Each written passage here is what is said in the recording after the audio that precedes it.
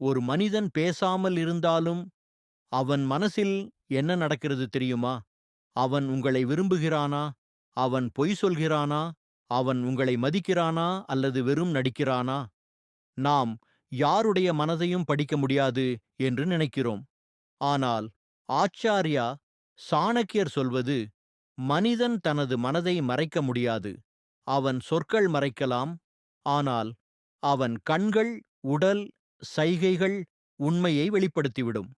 இன்று இந்த வீடியோவில் மற்றவர்கள் உங்களைப் பற்றி என்ன நினைக்கிறார்கள் என்பதைத் தெரிந்து கொள்ளும் சாணக்கியரின் 7 ரகசிய விதிகளை தெரிந்து கொள்வோம். கவனமாக பாருங்கள். இந்த வீடியோ முடியும் போது நீங்கள் மனிதர்களை வேற லெவலில் புரிந்து கொள்வீர்கள்.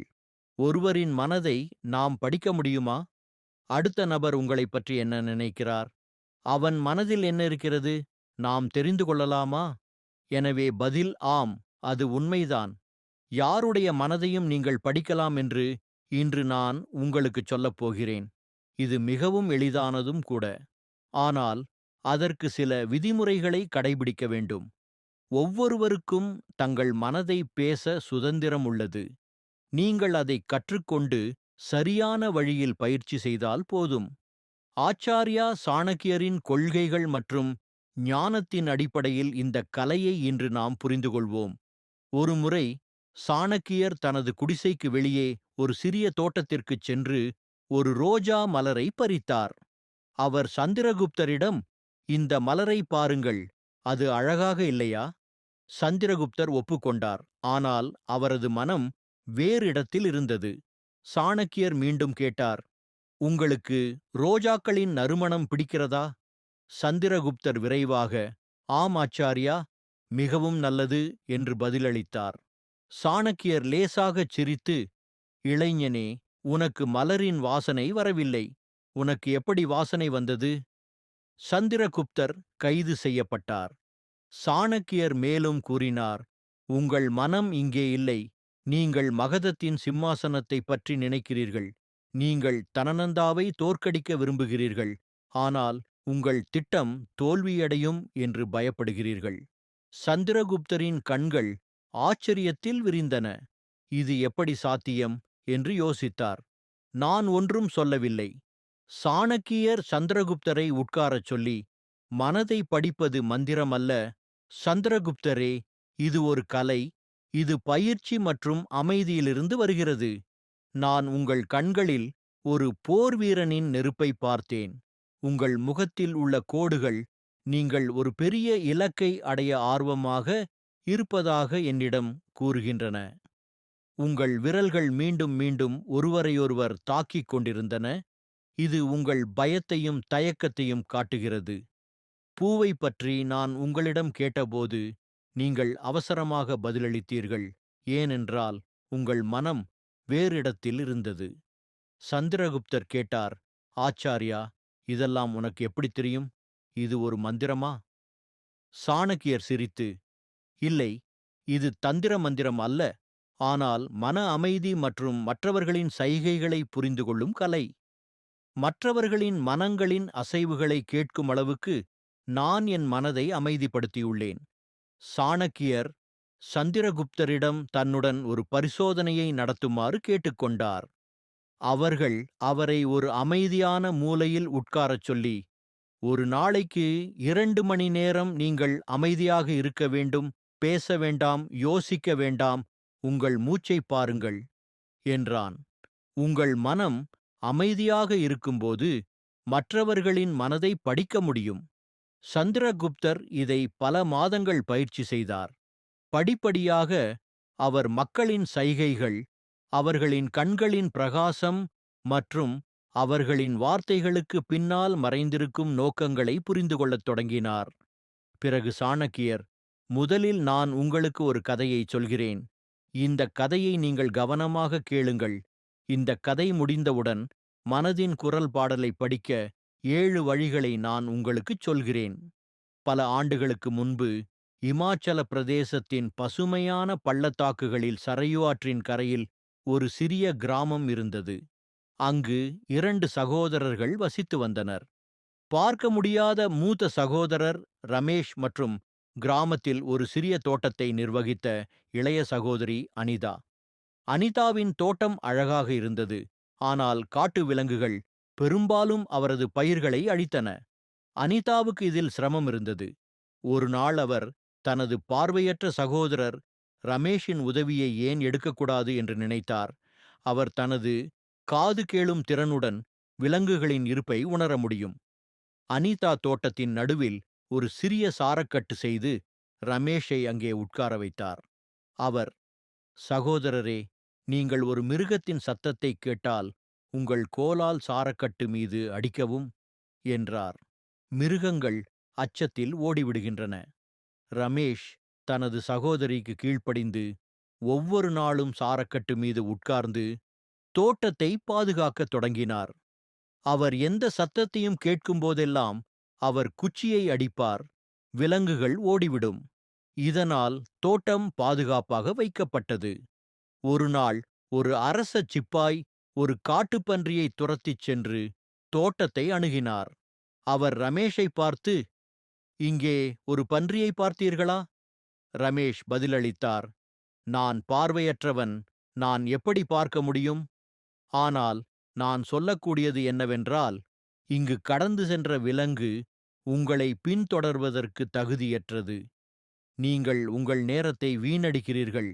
சிப்பாய் ஆச்சரியப்பட்டு, நீங்கள் பார்வையற்றவர், ஆனால் பன்றி துரத்தத் தகுதியற்றது என்று நீங்கள் எப்படி உறுதியாக இருக்க முடியும்? ரமேஷ் அமைதியாக விளக்கினார். நான் மிருகத்தின் அடிச்சுவடுகளை கேட்டேன். அவளுடைய நடை ஒரு கர்ப்பிணி பெண் விலங்கைப் போல கனமாகவும் மெதுவாகவும் இருந்தது. ஒரு சிப்பாய் அத்தகைய பெண்ணை வேட்டையாடக்கூடாது. படைவீரர் மேலும் ஆச்சரியப்பட்டார். அந்த விலங்கை கண்டுபிடிக்க அவர் தனது தோழர்களை அனுப்பினார். அவர்கள் திரும்பி வந்தபோது ரமேஷ் சொல்வது சரிதான் என்று சொன்னார்கள். அவள் ஒரு கர்ப்பிணி பெண் பன்றி. சிப்பாய் ரமேஷிடம், இதெல்லாம் உனக்கு எப்படித் தெரியும்? இது ஒரு மந்திரமா? சாணக்கியர் சிரித்து, இல்லை, இது தந்திர மந்திரம் அல்ல, ஆனால் மன அமைதி மற்றும் மற்றவர்களின் சைகைகளை புரிந்து கொள்ளும் கலை. மற்றவர்களின் மனங்களின் அசைவுகளை கேட்கும் அளவுக்கு நான் என் மனதை அமைதிப்படுத்தியுள்ளேன். சாணக்கியர் சந்திரகுப்தரிடம் தன்னுடன் ஒரு பரிசோதனையை நடத்துமாறு கேட்டுக்கொண்டார். அவர்கள் அவரை ஒரு அமைதியான மூலையில் உட்காரச் சொல்லி, ஒரு நாளைக்கு 2 மணி நேரம் நீங்கள் அமைதியாக இருக்க வேண்டும், பேச வேண்டாம், யோசிக்க வேண்டாம், உங்கள் மூச்சை பாருங்கள் என்றான். உங்கள் மனம் அமைதியாக இருக்கும்போது மற்றவர்களின் மனதை படிக்க முடியும். சந்திரகுப்தர் இதை பல மாதங்கள் பயிற்சி செய்தார். படிப்படியாக அவர் மக்களின் வெளிப்பாடுகளையும் அவர்களின் கண்களில் உள்ள பிரகாசத்தையும் அவர்களின் வார்த்தைகளுக்கு பின்னால் உள்ள நோக்கங்களையும் புரிந்து கொள்ளத் தொடங்கினார். பிறகு சாணக்கியர், முதலில் நான் உங்களுக்கு ஒரு கதையைச் சொல்கிறேன். இந்த கதையை நீங்கள் கவனமாக கேளுங்கள். இந்த கதை முடிந்தவுடன் மனதின் குரல் பாடலை படிக்க 7 வழிகளை நான் உங்களுக்குச் சொல்கிறேன். அது ஒரு கர்ப்பிணி மண்டா பன்றி கான்ஸ்டபிள் ரமேஷிடம் கேட்டார், இதெல்லாம் உங்களுக்கு எப்படித் தெரியும்? ரமேஷ், என்னால் பார்க்க முடியவில்லை, ஆனால் குறைந்தது 5 நிமிடங்களாவது இடைவிடாமல் அவர் சொல்வதை கேளுங்கள் என்றான். அவர்களின் வார்த்தைகள், உச்சரிப்புகள் மற்றும் குறுக்கீடுகளுக்கு கவனம் செலுத்துங்கள். அவரது பேச்சுமுறை எதை குறிக்கிறது என்பதை பின்னர் பகுப்பாய்வு செய்யுங்கள். இந்த பயிற்சி உங்களை ஒரு சிறந்த கேட்பவராக மாற்றும் மற்றும் மற்றவர்களின் மனதை புரிந்து கொள்ள உதவும். 3ஆவதாக, உங்கள் மனதை அமைதிப்படுத்துங்கள். மனதை படிப்பதற்கான மிகப்பெரிய நிபந்தனை என்னவென்றால், உங்கள் சொந்த மனம் அமைதியாக இருக்க வேண்டும். உங்கள் மனதில் எண்ணங்கள், கவலைகள் அல்லது கற்பனைகள் நிறைந்திருந்தால், மற்றவர்களின் மனதின் இயக்கத்தை உங்களால் கேட்க முடியாது. அமைதியான மனம் மட்டுமே மற்றவர்களின் உணர்வுகளை ஆழமாக புரிந்து கொள்ள முடியும். அமைதி என்பது உங்கள் எண்ணங்களை பிடித்துக் கொள்வது, உங்கள் உள் அசைவை நிறுத்துவது. இது நீங்கள் கடந்த காலத்தில் தொலைந்து போகாத அல்லது எதிர்காலத்தை பற்றி கவலைப்படாத ஒரு மாநிலமாகவும். நீங்கள் நிகழ்காலத்தில் இருக்கிறீர்கள். உங்கள் மனம் ஒரு அமைதியான ஏரியைப் போல அமைதியாக இருக்கிறது. இந்த நிலையில் நீங்கள் மற்றவர்களின் ஆற்றலையும் உணர்ச்சிகளையும் தெளிவாக உணர முடியும். இந்த அமைதியை அடைய தியானம் மிகவும் பயனுள்ள வழியாகவும், ஒவ்வொரு நாளும் 10 முதல் 15 நிமிடங்கள் அமைதியான மூலையில் உட்கார்ந்து உங்கள் சுவாசத்தில் கவனம் செலுத்துங்கள். எண்ணங்கள் வருகின்றன, ஆனால் அவற்றில் சிக்கிக்கொள்ளாமல் அவை மேகத்தைப் போல மிதப்பதை பார்த்து விட்டுவிடுங்கள். முதலில் உங்கள் மனம் திசை திருப்பப்படும், ஆனால் படிப்படியாக அது அமைதியாகத் தொடங்கும். நீங்கள் முற்றிலும் அமைதியாக இருக்கும் நாளில் ஒரு நேரத்தை தேர்ந்தெடுக்கவும். பேச வேண்டாம், சிந்திக்க வேண்டாம், உங்கள் மூச்சைப் பாருங்கள். இந்த பயிற்சி உங்கள் மனதை அமைதிப்படுத்தும் மற்றும் மற்றவர்களின் மனதை படிக்கும் திறனை அதிகரிக்கும். 4வதாக, உடல் மொழியை பகுப்பாய்வு செய்யுங்கள். உடல் மொழி என்பது மனதிற்கு ஒரு திறந்த கடிதம். ஒரு நபர் அமர்ந்திருக்கும் விதம், கைகளின் இயக்கம் மற்றும் உடலின் தோரணை ஆகியவை அவர்களின் மனநிலையை பிரதிபலிக்கின்றன. ஒரு நபர் பேசும்போது தங்கள் கைகளை மூடியிருந்தால் தற்காப்பு ஆகலாம். அவர் நேராக உட்கார்ந்து திறந்த நிலையில் இருந்தால் அவர் நம்பிக்கையுடன் இருக்க முடியும்.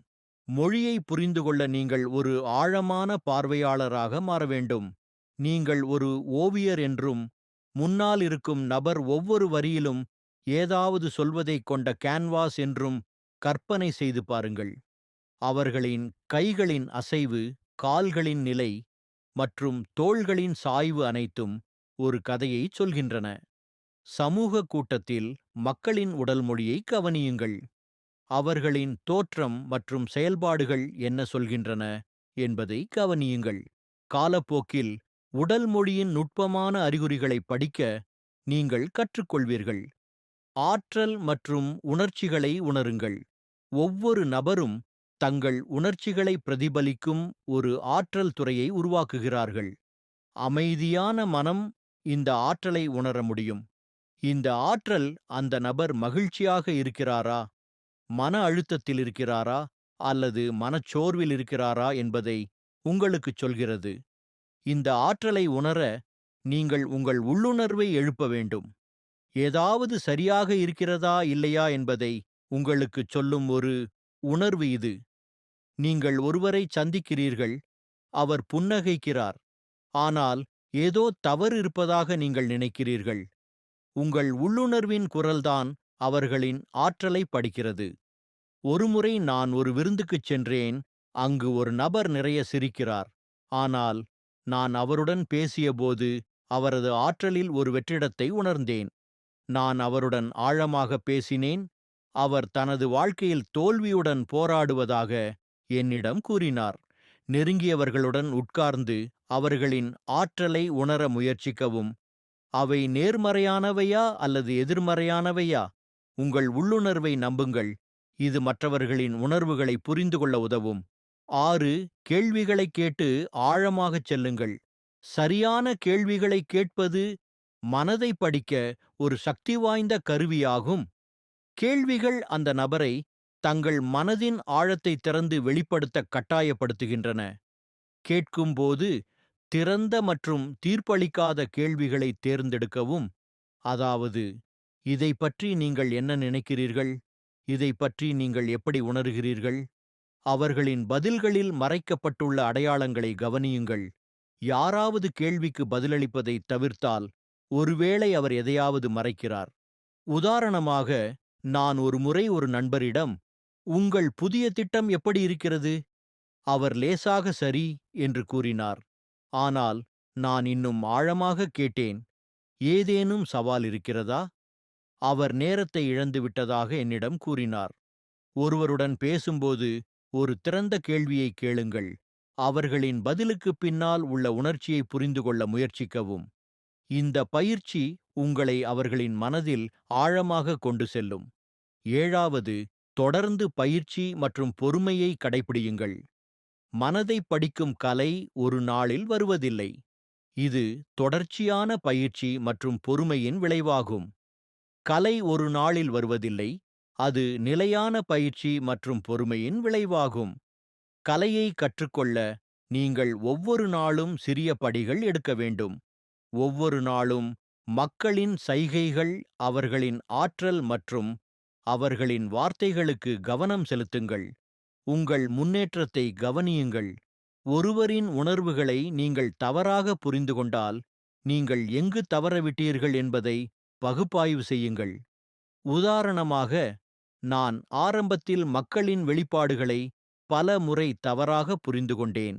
ஆனால் ஒவ்வொரு தவறிலும் நான் கற்றுக்கொண்டேன்.